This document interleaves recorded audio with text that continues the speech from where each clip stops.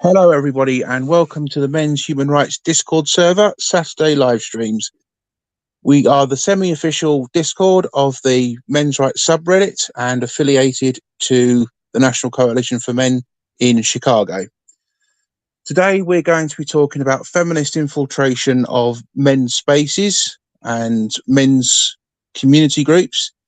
So what we're going to do to start off with, I think, is hand things over to Human, who's going to tell us about his experiences.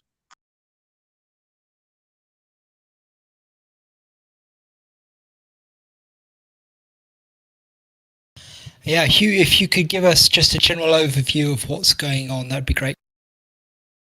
Sure. So hi everybody, I'm Hugh, and my experience of infiltration of men's spaces goes back a long way. My mother was a lesbian, so-called feminist in the 70s, 80s, 90s, and she was also in AA. So I ended up going to a lot of gay and lesbian AA meetings. And the purely lesbian meetings in particular were interesting because part of their movement strategy was infiltration, domination, and then nepotism. So they were trying to create women's power structure within other power structures. And my mom's partner was one of the deputy attorney generals working for the state of California right under Gloria Allred.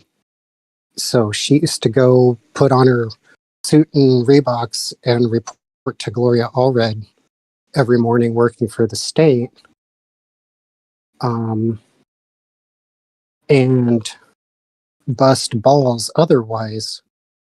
And they often had sort of a present company excluded attitude because I was a teen and a minor. But yeah, so that was kind of my early impression of that. And their justification was men run everything and we have to fight really hard for anything. And I didn't really know better and had lived under an abusive men. So I just said, yeah, maybe you're onto something. But fast forward, say 30 years, and I'm dealing with, I'm representing myself in a custody case against a crazy woman. That's all I can say. An untreated crazy woman. And the courts took her side and cheated at every turn. And that's where the infiltration of my support systems showed up. And I only recognized it because I had already seen it from the other side. So it took me a while to recognize, but once I did, I was like, oh shit, now it all makes sense. So my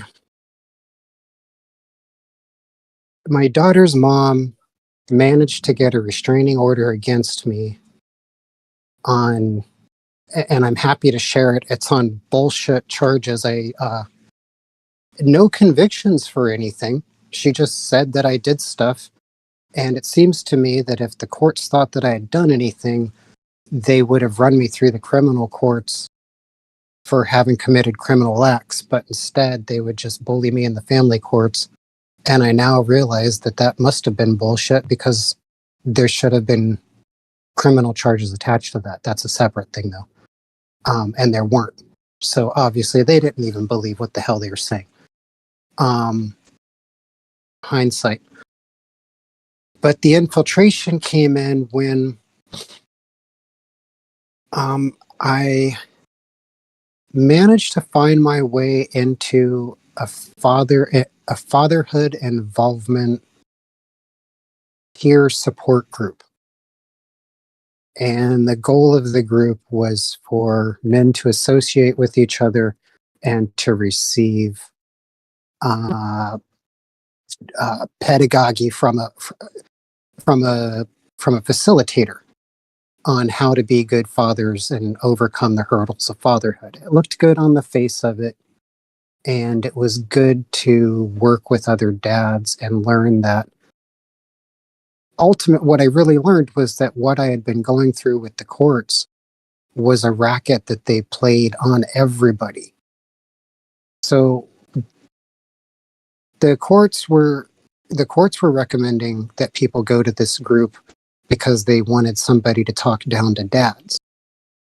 But the dads started talking to each other and started figuring out that, like, no, the authorities are not playing by the rules. And we started studying what the laws and statutes were to see if we felt like bad guys for losing our custody cases. So we were trying to solve a problem and came to find out that the courts were cheating. The judges were cheating. The Child Protective Family Services were cheating. The industry insiders were cheating. So we started accompanying each other to court so that a dad that's not on hearing could witness and morally support the dad that was experiencing a hearing. And it had two effects. One, the dad on the stand had a witness to help him through the gaslighting part of it. And the other part of it is that the dad on the stand was much less likely to misbehave and give us a bad name because he knew that that other dad was going to go back to the group and say, this guy's acting a fool and I'm not sure we can support him. So the end result was I had court-involved dads acting better in court and getting their cases out of court faster and getting back to work on having regular, consistent, safe visitation and exchanges. And just start working them towards, okay, so now you and your old lady are split up and you've got to figure out how to raise these kids either together or in parallel. Just don't make a scene that messes with your kids. So when we started doing better in court, that's when the trouble started, particularly in my case. I was also going to a local Quaker church, and they were giving me a lot of, I would say, emotional support to help me deal with the bewildering emotions separately from my court case. So what happened was dudes started showing up in the dads group, and they were really disruptive. And they were court ordered to be there. And they were too disruptive. Like, we're used to getting dads that are upset and talk a lot of shit at first, but usually, and they just don't think that anything's going to work, so they're just really negative. But when you get them through a couple hearings and they see that they're getting real emotional support from other men rather than looked at like some stupid idiot, they kind of turn to our ways, honestly, because the other places that they go don't work. Like, they go to women's shelters, they go to domestic violence shelters, and the local domestic violence shelters do not have services for men. They just don't. They say maybe we'll get some in the future, but right now we don't. So by the time guys get to us, or now me, nothing else has worked. And it's like Alcoholics Anonymous. They're like, I'll try anything, you know? And so the courts were sending people in to disrupt. And I thought they were just disruptive people at first. But there was a guy, I'll call him Mr. B, that made a special effort to befriend me. And I ended up knowing the guy for like a year and a half. And he often did things that I didn't agree with. He was really disagreeable in group. But his saving grace and reason for being allowed membership in the group was because his wife had taken his son and he was trying to get regular custodial visits. So this guy had a good story. He had a real court case. I had accompanied him to court. He had accompanied me to court. And like, there was one time he was in, let me see. We were in court as observers with another guy whose wife had straight up taken his kids. Well, sorry, in our group, almost all the wives had taken the kids, so it was a common thing. And we were there. We were his two observers, and the judge pointed me out and said, "Maybe you two gentlemen," pointing out the guy on the stand and Mr. B, "want to take Mr. Dudley outside and confer with him about your legal strategy." What that was the judge trying to trap me in unlicensed practice of law, because we're allowed to discuss it, but we can't give each other strategic advice. Like, they really have a lock on the industry. And that was one of the first times I noticed that, like, something's different. Like, the judge was kind of interacting with this Mr. B guy a little bit. And later on, I was doing some target shooting with Mr. B and a nephew of his. And somehow or the other, the name of that same judge came up. And the nephew says, "Oh, yeah, I like so-and-so," and called the judge by his first name. Says, "He's been great to me all my life." And Mr. B elbows him like, "Shut the fuck up." And I was like, "Wait a minute, how do you know him?" And he's like, "Oh, we're in the Native Sons of the Golden West, which is a local white supremacist fraternal order." And I was just like, "Really?" And then I did some deep Googling, and I found a reference to the fact that, yes, this judge was a member of that group. And I made that connection right there, and I'm like, oh, holy shit. These guys are homeboys. And it turned out that they knew each other. Like, this guy that had been next to me knew the judge that wanted to keep abreast of what the fuck I was doing.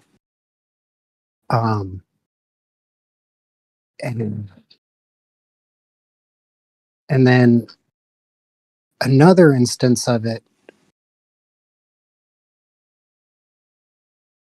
was at my church, where I don't know if there are any Quakers in here, but Quakers do these peer support activities, where they have what's called clearness committees and anchoring committees.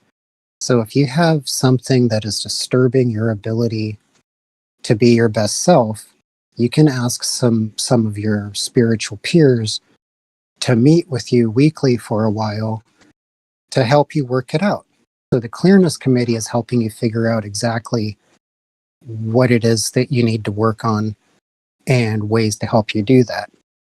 And anchor, and that's like personal stuff sometimes. It's basically to make sure that you don't go malignant in the name of trying to do good. And the anchoring committee is for when there's something you've found in the world that needs change and it's bigger than you and you need support to do it, like emotional and moral support and sometimes intellectual too. So the Quakers had seen what I was dealing with, and sometimes some of them had attended court with me and they had seen me abused by judges and they had seen the law blatantly ignored. Like I would stand up and I would quote, "This is what I think is supposed to happen according to the law," and the judge would just go the other way with it for no good reason. And say shit like, "And maybe you should get a better suit too." Like they were mean. I'm not kidding. Like mean. You look on YouTube, you'll see it. Like I wouldn't have believed it because I didn't hang out in court until I got dragged into the shit.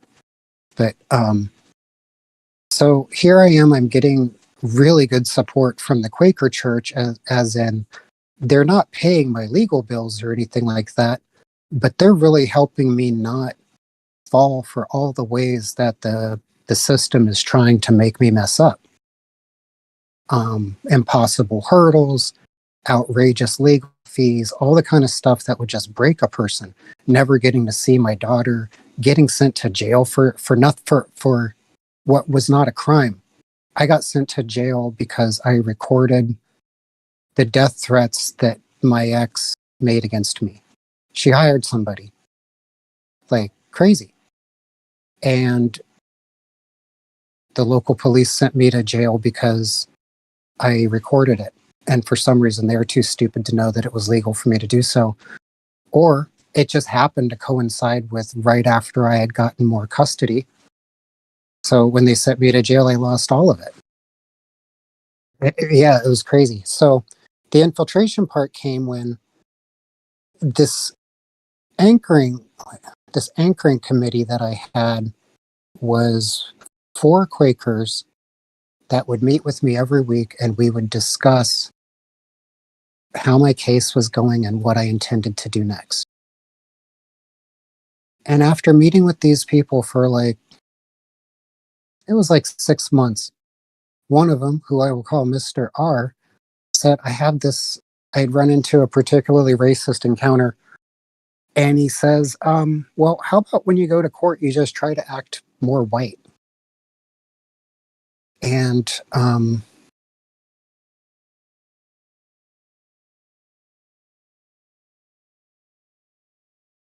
he had been making.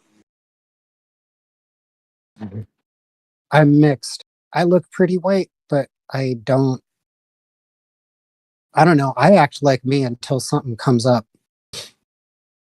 And what had come up was race had come up in my custody case, and the fact that my daughter's mom is trying to hide that she's part black. And I'm like, it's not going to work, and it's a cruel thing to do because she's just going to find out later on in life. And as nice as we wish the world was, it's just not quite there yet, and blah, blah, blah. So I'm trying to watch out for my daughter's emotional well-being. Her mom doesn't know anything about blackness whatsoever. Like being black in North America is a trip. Like I said, I look white because I'm mixed, but I was raised with the black side of my family. So I'd rather not care about it, but I can't stand to see. Bigotry sucks, dude. It's one thing to hate somebody because they're a lame ass or have done something to you, but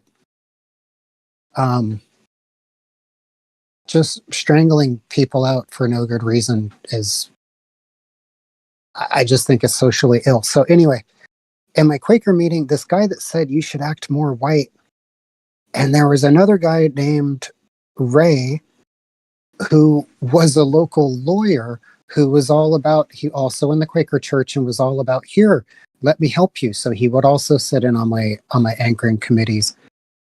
And he would sit in and he would listen. And then he'd be like, well, I can't really help you because I am not involved in the case. And I was just like, it sucks that you get me to pour my heart out and then you're just a tourist. And I couldn't understand this behavior. And it turned out that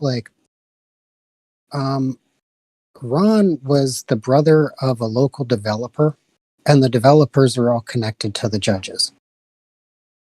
That's how you make anything happen here. I live in a coastal area, and they make a big deal over the trees and the lizards. So and the way that the bribes go is they'll do real estate stuff or construction stuff, and then not charge for it. So you build somebody $100,000 deck and your case goes better, kind of stuff. And the first guy I was talking about, the guy that was put next to me in the dad's group, he owns acreage and poaches his redwood trees and then uses and has a mill on site, a portable mill, and then uses that lumber to go do construction projects, which means that he's paying zero for lumber for sure. And that's a huge savings right there. He's making bank, basically stealing from the county. Our redwood trees are part of our tourism. And anyhow, so now I've got Mr. Redwood Poacher, Mr. Redwood Poacher, who's part of the local good old boy fraternity. I've got the disbarred gadfly lawyer that likes to talk like he's still in it, but he's really not. And I've got this land developer guy who's trying to tell me to act more white, and I'm trying to figure out why are people who are sidling up to me to be helpful, why are they jabbing barbs in me about this other shit? And the lawyer guy slipped and mentioned that he had been in a private conference with the judge in question, a fellow named, well, anyway, I don't know. I'm not going to get into we'll call him Judge M. If you look through my paperwork, it'll be easy to tell. But the lawyer guy, Ray, was he liked to brag, and he was like, so I was in a meeting with Judge M about that third party guy that I said was on the stand when me and Bill were singled out by the judge. And he says, I was in a meeting with Judge M talking about that guy, and Judge M wanted to know if you were going to be coming to the hearing. And this is over coffee at a Quaker. There's a thing where on Tuesday mornings, some of the men get together, go have coffee and jabber jaw about stuff. And I would go hang out with the old guys because honestly, they would give me pretty good advice about, you know what, they're going to fuck with you. Just keep your cool no matter who messes with you. Be a good dad. They gave me good advice in general. But that same lawyer guy, he got disruptive at that meeting. He mentioned that he had been at a meeting where a judge had asked about me. So he's back channeling that the judge is interested in me outside of my case. And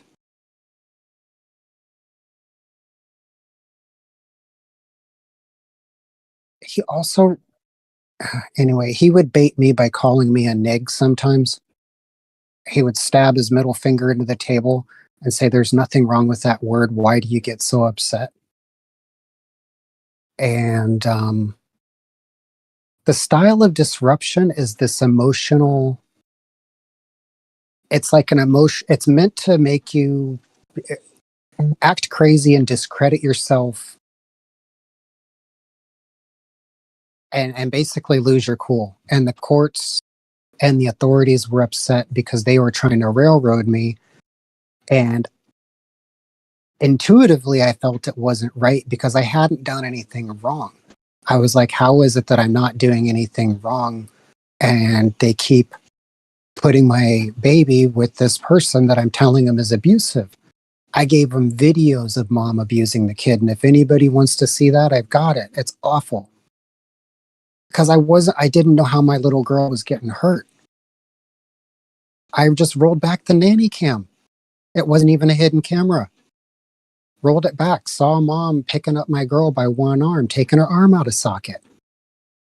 Like, yeah, my big sin was confronting a woman about the quality of her motherhood, and the court having decided to take her side, conspired with the police and CPS. Basically, anybody I ran into, somehow they knew this guy's case doesn't work. The problem with all that is they did it fully documented. So as whacked out as and paranoid as I feel that I sound, it's all documented.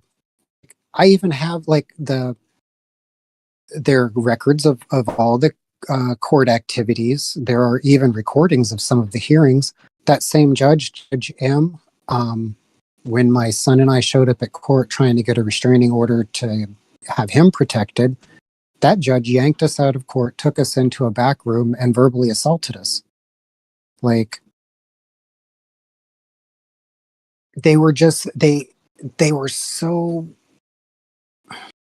they didn't expect me to be articulate, but I was so desperate to protect my kid that, like, somehow I got magically articulate. I'm not a lawyer. I'm a chocolate maker and a caregiver and a stoner, to be quite honest. Like, I survived a horrible childhood and I have PTSD.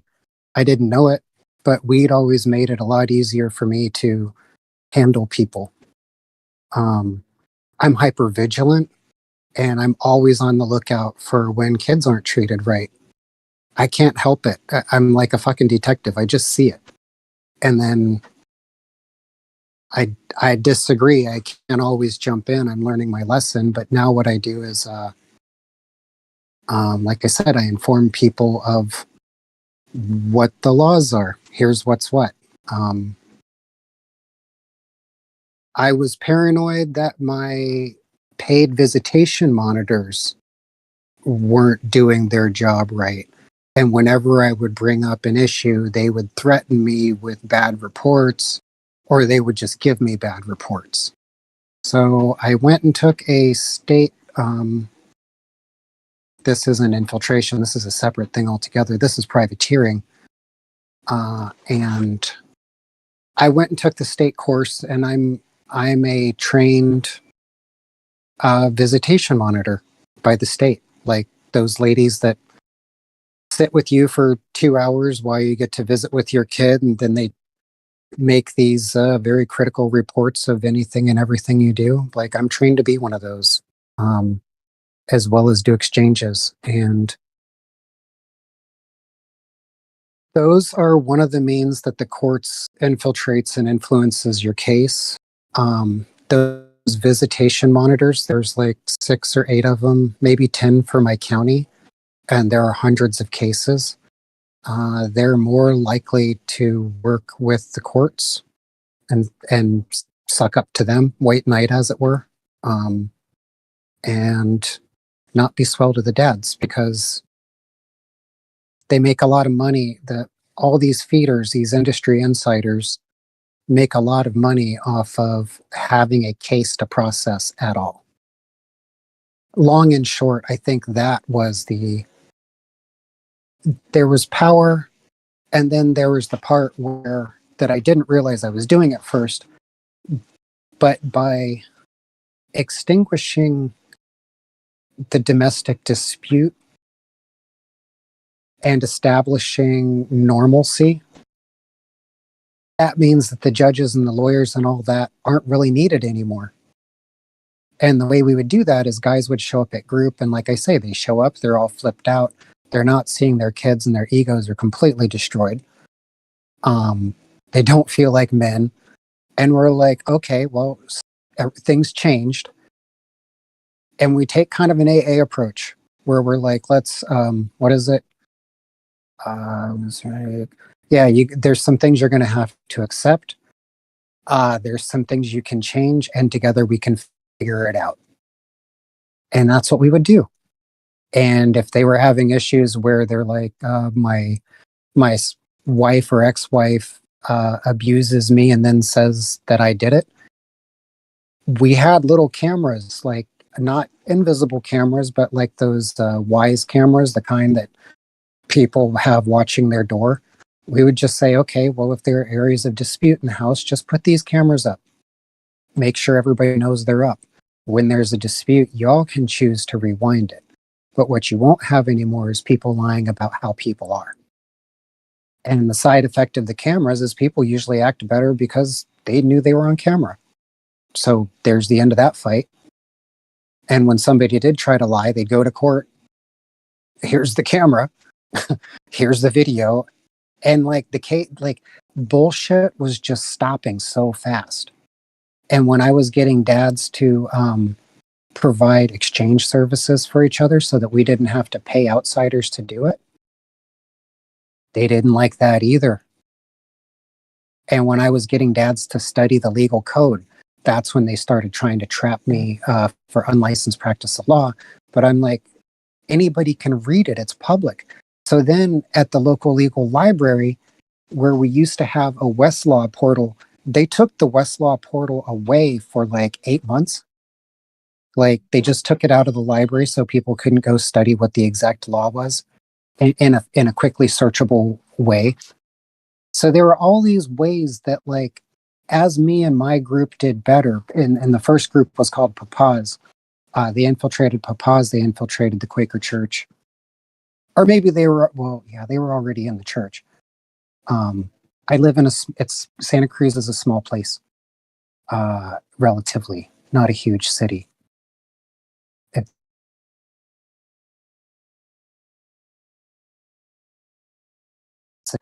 So what they did to the Papas group was, as we got better in court, they had, like I said, they had this bill guy come in. They had, they started busing in or vanning in groups. Like we originally had like a group would be from 20 to 40 people once a week for 2.5 hours. And we would have takeout dinner with it, like a massive bucket of chow mein or something, or pizzas. And then we would discuss, well, I do similar over on my Discord.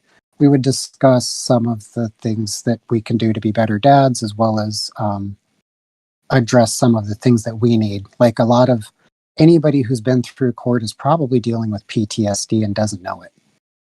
And PTSD can make you do fucked up things. And there are various stages of it. Anybody who's had their kids taken away from them, definitely dealing with PTSD.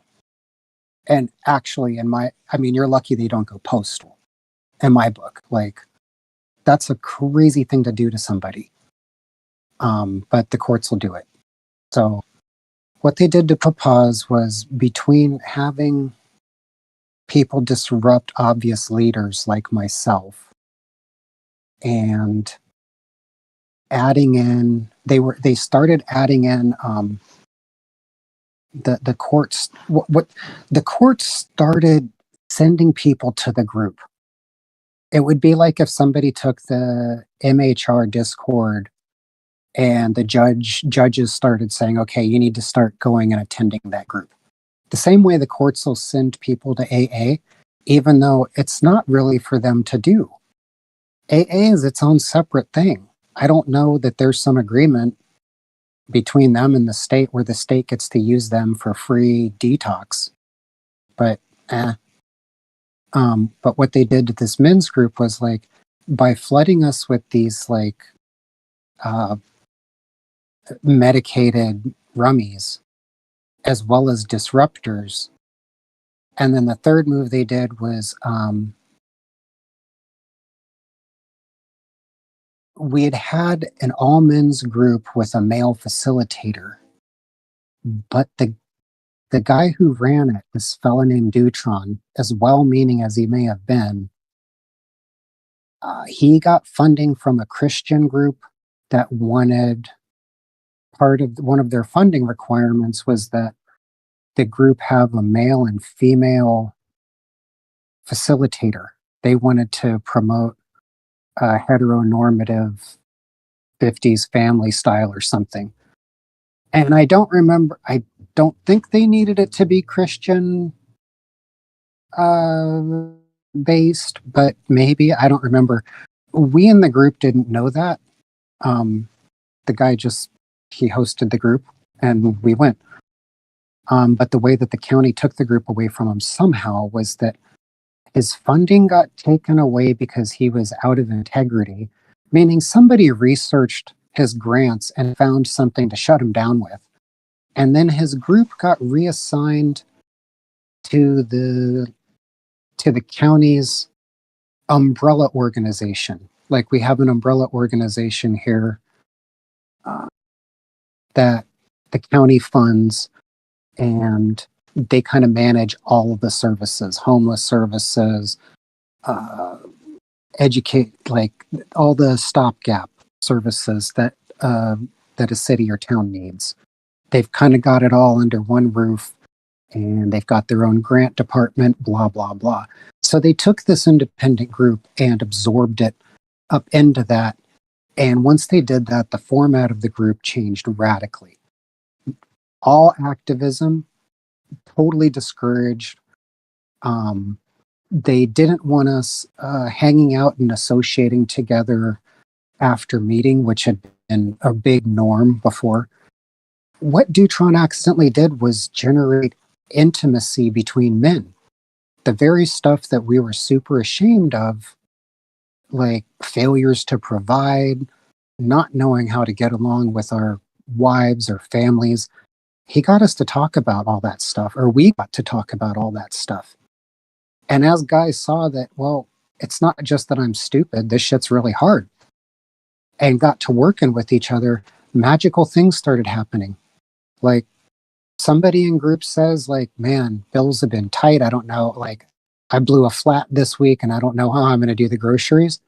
Dude gets a few bags of groceries and nobody ever runs out of diapers or formula or milk. None of the stuff that makes dads freak out. We were just peer group doing it. I've seen women do this for each other. Moms do it. So why can't dads do it? And it's hard because men have a different sort of pride. But the right way to give a guy something is just to give it to him and walk the fuck away. Be like, right on, bro, gotta go.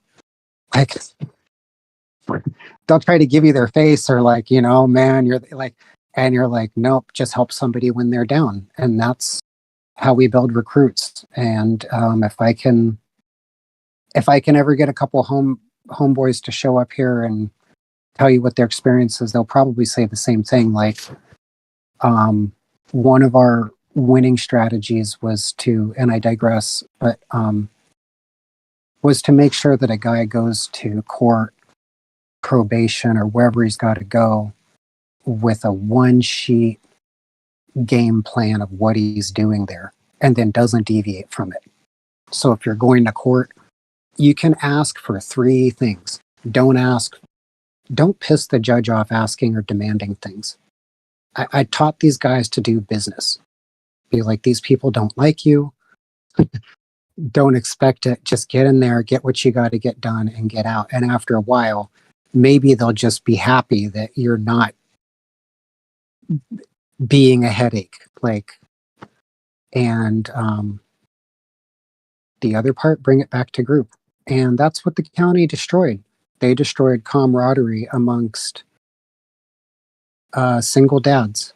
And the reason they did it was because it fucked with their whole power game. And I know what I'm saying is kind of disjointed, but if anybody ever has any further questions, like I tell you, I thought I was nuts thinking it, and it was Googling and background searching that helped me connect people and figure out like how people were actually connected and what their motivation is. And this backwater little county gets federal sized funding, and you can tell by the services that I don't know what they're spending it on, but it's not on getting their job done.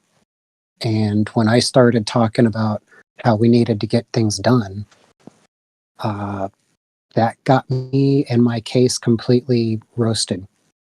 And I got my life threatened, got sent to jail for having my life threatened,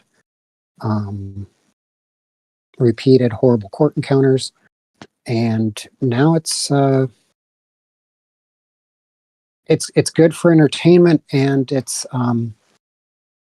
good for sorry, it's good for entertaining people that have been completely bashed and feel awful about it.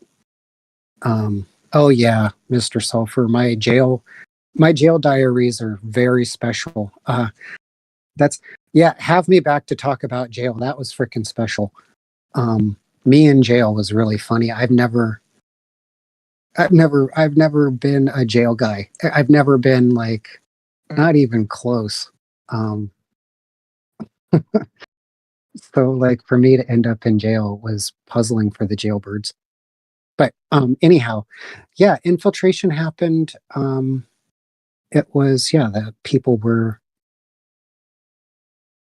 Bill, Ron. Oh, yeah, so let me see. Yeah, Bill from the group, and then Ron and Ray from the church. And then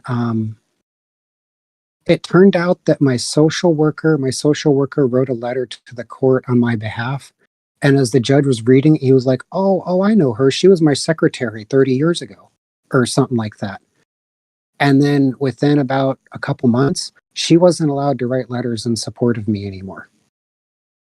I'm sure it's a coincidence. Yeah, you know what it is? Like I said, it's a town that's trying to act like a city, and frankly, they're just not good at it. And they tell on themselves all the time. So for me, it's completely shattered me. Like not being able to see my daughter is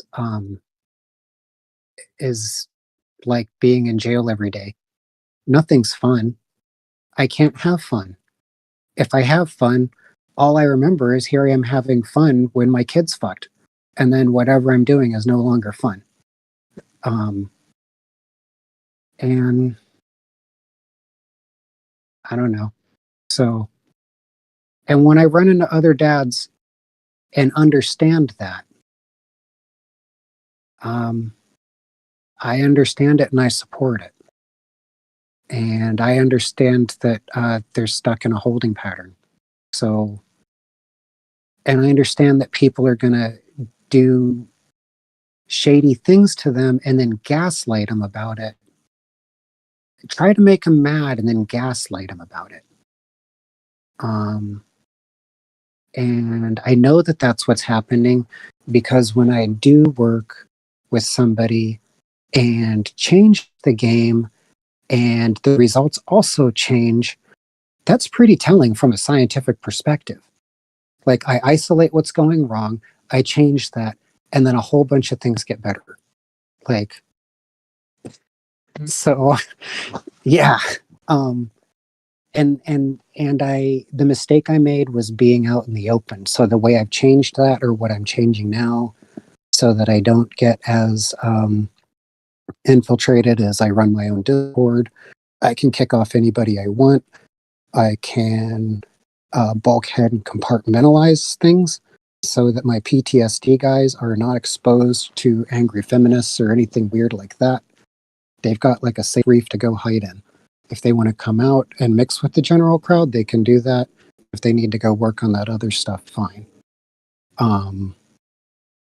Yeah, building affinity groups for people that need it for the sake of making sure that later on they can say that they were a good dad instead of for some weird I just can't see a good reason to fuck over kids. I don't get it. And when you fuck over parents, you're fucking over kids. Granted, some people have kids that don't have it together, myself included. But I believe that kids are a societal resource. And even if the parents suck, if the society takes good care of kids, well, they've got a strong customer, just like McDonald's and those damned Happy Meals. Like, they banked on the next generation and won. Like, yeah, give them toys. Know who your customers are. Anyway, so yeah, that's. I think Thank you, Hugh. Yeah. Thank you, Hugh. If anyone wants to ask any questions, please do. Now's your time. We'll probably do the jail thing next week if Hugh's up for it. Sure. So feel free, anyone, to ask a question now if you'd like to.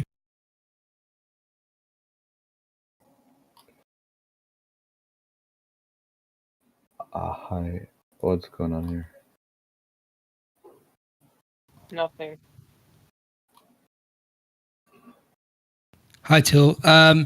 If you don't have a specific question, then I'll pass it on to somebody else. Then what on somebody else? We're doing an interview here, a live interview. So if everyone could keep their mics off if they're not taking part in the interview, then that would be good. All right. I'm sorry. Where is interview? Where can I watch? You're listening to it right now. All right. Okay. Does anyone else want to pitch in? Actually, I'll ask a question just to get things rolling. Hugh, do you find that the way that they disrupted your group was in any way similar to the way that narcissists employ flying monkeys? Is the Yes, absolutely. Trying to maintain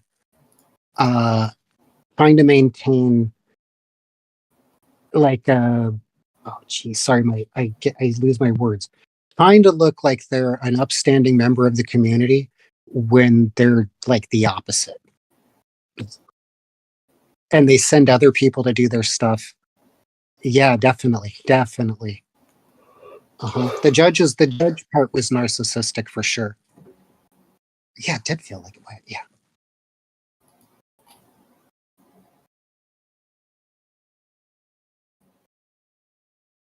anyone else got a question for Hugh before we close this down?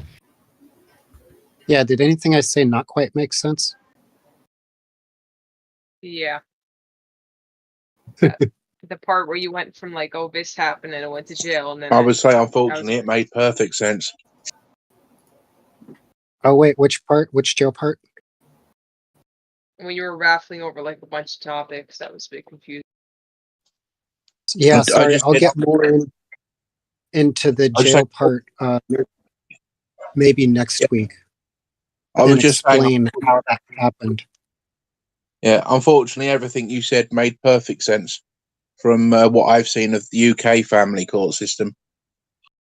Oh, wow. Cool. I mean, that sucks, but you know what's cool about it is it's the same brand as stupid, so similar solutions will work over there. Did I hear correctly that you've got a son as well? Is it with the same mother? I've got a son with a different mother, and my son is a member of this Discord, actually. He's I was trying to get him to show up, but this stuff really hurts him too. Yeah, my son's in here too. So I'm really glad when everybody's non-toxic around here, because this whole experience was really rough on him. And God, part of the job of a dad is to make well-adjusted kids, right? Like, so for him to see the law just be this corrupt sham, it really messed him up. So I'm trying to show him that, okay, yeah, sometimes it's like that, but not all the world is like that. Like, hopefully you can find veins uh, of decent folk to support you, and so that you don't turn to the frickin' dark side because everybody else has. So yeah, no, he's here. And yeah, Was there he any was in attempt? court with me. And he stood up to the judge, and he was also assaulted by the judge. Like, getting him to talk will be interesting, but you might invite him to talk. And God, yeah, geez, man, crazy, absolutely crazy. I'm so glad it's so well documented. That's all I can say. I'm so glad it's so well documented. Like, ugh. I think we need to start making like regular videos on people's cases where we interview them and putting them on YouTube and places like that, because the family court needs to be exposed. Like, it is right in the heart of our society. And what I've seen is, my direct experience was that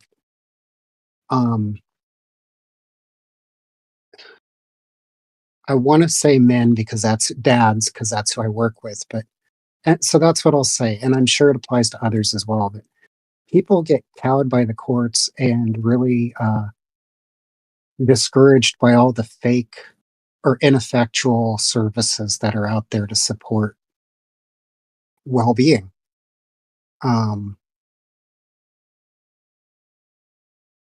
So it's good to get, just like with, I learned it going to AA with my mom, seeing total fuck ups manage to level out and get along with society somehow.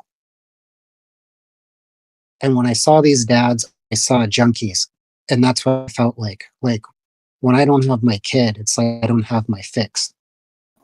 And when I do have my kid, that disturbance that's like right in the middle of my rib cage, I don't know where my kid feeling is, it all settles down and everything feels better. And there's nothing that fills that hole. And the courts and the authorities and some bad actors know that, and they know that they can grab somebody by that and make them do anything. And that's what I'm trying to put a stop to. That's state sponsor. Yeah. As it sunk in, as my shame, like, I'm still really ashamed of losing. I'm ashamed. I hate myself most days, but part of me knows that it's not my disgrace. And as part of group work helps everybody realize that it's really a blight on society. And I look forward to working with the folks in the UK. And I mean, if it's the same in Australia, holler. I'm working with somebody right now that I met on this Discord. He lives in Canada, and it's the same in Canada. It's the same frickin' racket. They take your kids away and they pimp the kid back to you. And if you don't have kids, then they just split up your possessions, take a whole bunch, and tell you it's all your fault. Yeah, it's insane. And I'm down for busting it up. So I don't know that I would put this on YouTube, because honestly, you don't want them to know we're coming. Really, not to be sneaky, but or heavily edit it, because that was the mistake I made here. Was I was just in the open. I was like, this isn't right, and they're like, oh, you okay? Yeah, we know exactly what to do with you. You're fucking up our profits. Like, yep, they did me. But yeah, like, my shit works. if there's dads, let's work together, and I'll share with you what I do, and I'm pretty sure we can find a similar racket and figure out how to. My favorite thing is to infiltrate right back, which is like go get trained and take one of those jobs, become an exchange person, and go serve other dads, and then fuck the courts all up by not charging for it. They usually charge like between 50 and $200 per session. So when you show up and just give it away for free, they hate that the way like housewives hate a whorehouse. They don't like it. Like they don't like being undercut. Like you just screwed up their whole game. Now the thing that they were leading somebody around by, it's been completely devalued. And it's legal to do, and it's a good thing to do. But most people, nobody knows that it needs to be done. And right now, here in the States, the training that I went to had 36 women in it and 4 men. And out of those 4 men, 3 of them were absolute simps. They're like 50, 55, and just happy to be getting any attention at all. And the way that they were talking about the men that they were serving, they were like, yeah, I serve perps. And man, I'm like, dude, what are you doing? I'm not asking anybody to be biased one way or the other, but at least be fair. So, yeah, and add it to the list to talk about supervised visitation, whatever it's called in your country. I want to know what it is. And what it is like a dad's gone to jail, or sorry, a dad's gone to court, and the court has given the mom primary custody and has said that whenever you see your kid, somebody else has to do the exchange, or you have to have it supervised. For anybody who's been involved in that, I totally want to talk to you and find out how much the racket where you're at looks like the racket where I'm at. Yeah, totally. Anyway, I'm going to shut up now.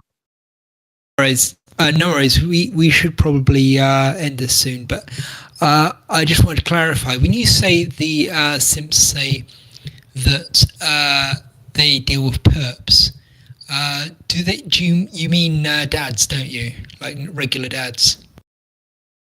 I'm sorry, what? What did you mean by you were talking about these simps in the family court system?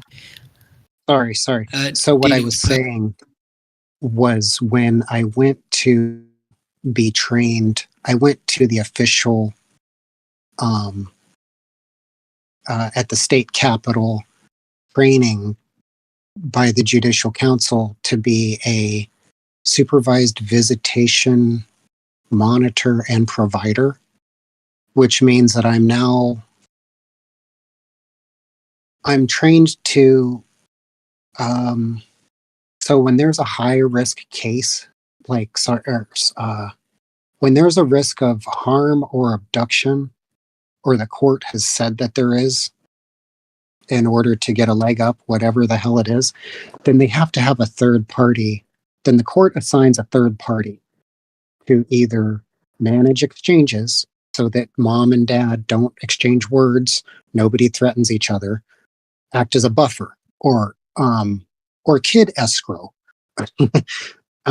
Or if the visitations have to be supervised, then custodial parent drops the kid off with the supervision monitor, and then the monitor sits with the non-custodial parent for the duration of the visit, charging that person by the hour, usually like $100 an hour or more. So a 4-hour visit with your kid can cost you $400 or twice that easily, weekly. So these people make a lot of money, and the courts get to sap the defendant of financial strength by constantly assigning things that cost them exorbitant amounts of money. Money for this supervision, money for counseling, money to pay this fine, that fine, as well as everybody's legal fees. It gets at a person. But the thing that I'm trained at is to do that supervision. And I'm wagering that they have a function like that every, like, in most places that have a developed court system. So Britain, Australia, Canada, the United States. I have not spoken with anybody from Japan about it. I have not spoken with anybody from China or India. I've begun speaking with somebody from Indonesia, but he doesn't have kids yet. But I'm going to ask him to look into the local system with me. But the thing that you guys can do, or gals, I don't know who all we've got in here, is facilitate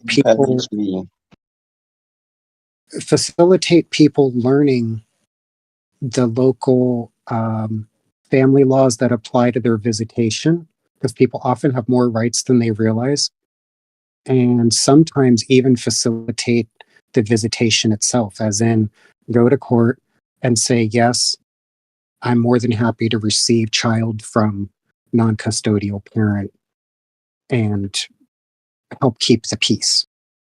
There are non-professionals can do it, like most anybody can, but most people don't know it needs to be done. So I drive awareness of that too.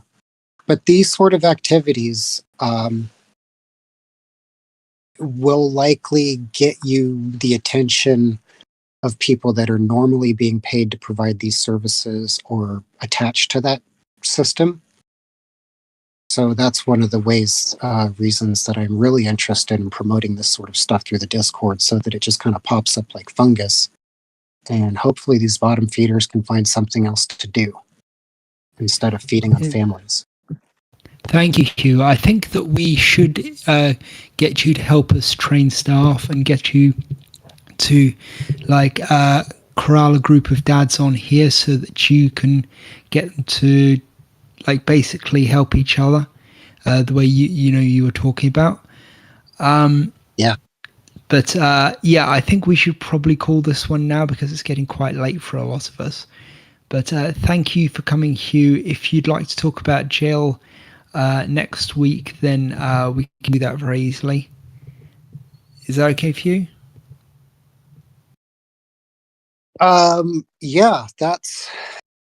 Boy, that's special, man. Anybody in here ever been to jail? Ooh, crickets. Okay. That's fun. Just watch some Trailer Park Boys to get warmed up, All right then. Thank you, Hugh. Okay then, M Painter, if you could take us out. Yeah, thank you very much, everybody, for joining us this evening. I hope you enjoyed the interview. As has been discussed, we'll be doing a second part to this next week, 7:30 UK time. So, yeah, thank you very much, everyone.